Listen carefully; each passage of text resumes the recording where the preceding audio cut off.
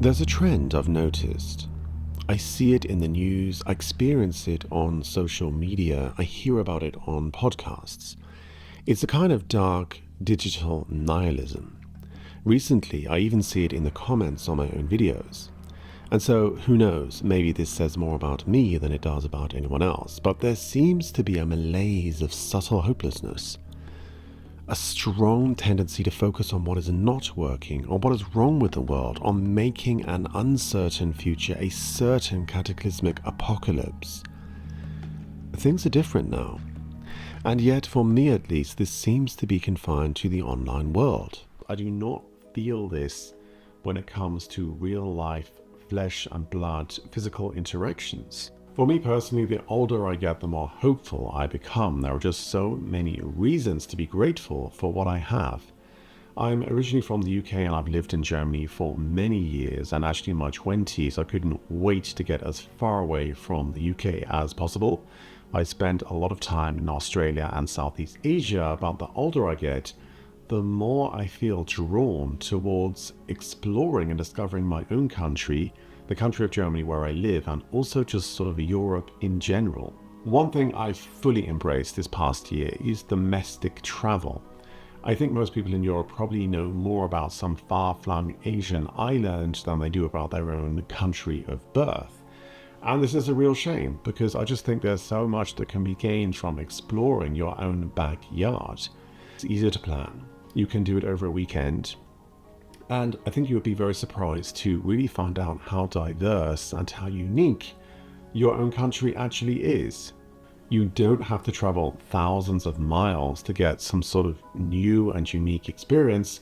You can get it right on your own doorstep and hopefully also develop a greater appreciation of your local surroundings, where you live and what you already actually have. Travel can be one of the most effective antidotes to negative narratives. It can also be a wake-up call to the reality of the situation, which you may not have fully realized. But whatever your experience is, in the words of the great Mark Twain, travel is fatal to prejudice, bigotry, and narrow-mindedness. Earlier this year, I decided that I really wanted to visit Thüringen, and this was a little controversial. Some of my friends warned me not to go or tried to prepare me for what might happen.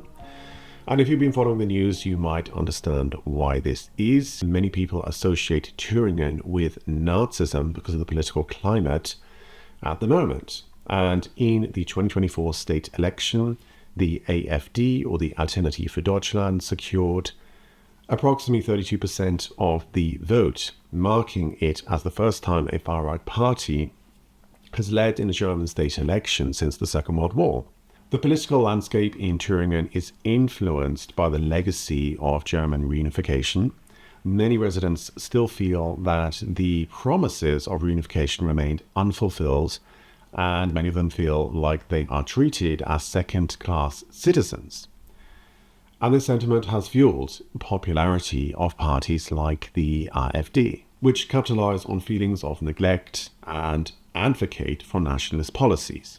But as is often the case, it's never that black and white, and it's just too simplistic to say that Thüringen is fascist or former East Germany is craving a return to its communist past. The place is divided on these issues just as it is elsewhere.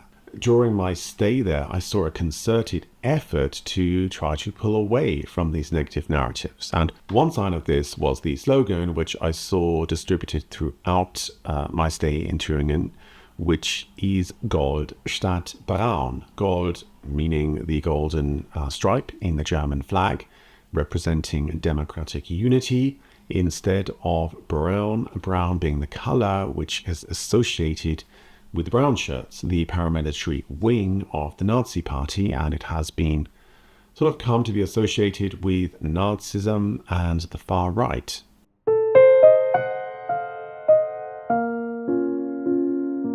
If you've been following me for a while, you will know that I view the world through a personal lens. I value personal experience, and personal experience is something that I like to hear, to watch, I like to see other people's experiences and opinions.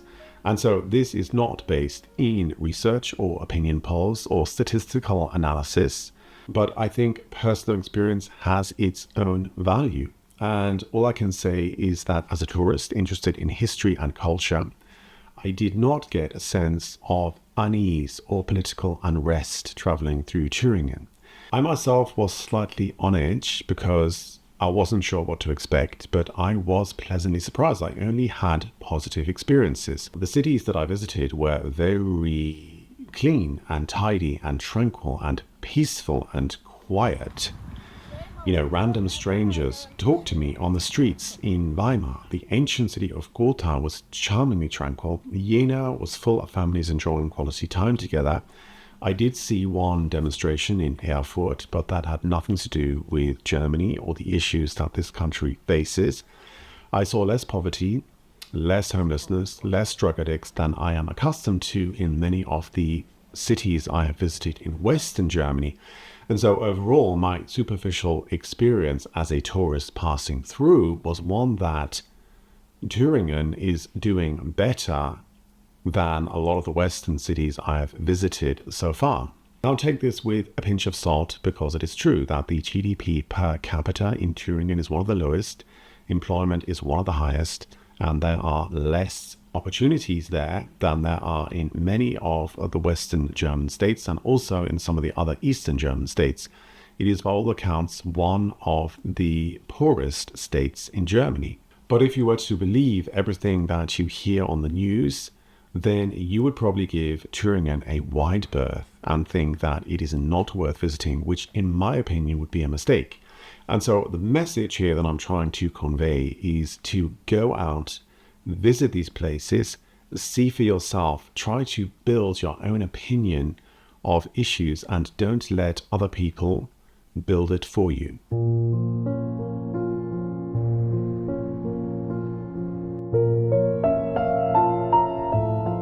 On the flip side, I also visited Wrexham this year. Wrexham is a small town in the north of Wales, and the reason I went to visit it is because of the Disney documentary by Ryan Reynolds and Rob McElhenney.